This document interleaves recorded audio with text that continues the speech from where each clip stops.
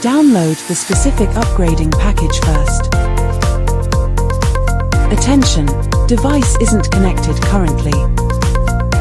Click here to download upgrading package.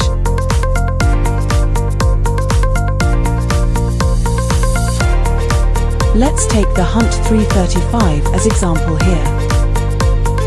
The upgrading details could be found above. Click Download to access to the upgrading package.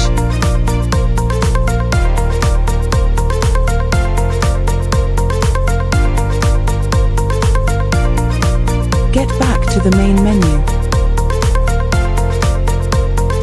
Now let's connect the hotspot of Hunt 335. Disabling the mobile network to ensure stable upgradation. You could tell the connecting status by the left column.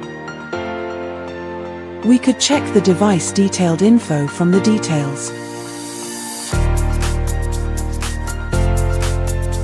Now click Update for device upgradation. Click Update.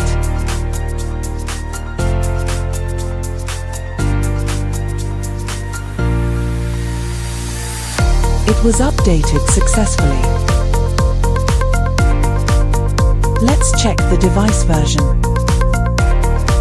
It's already the latest version.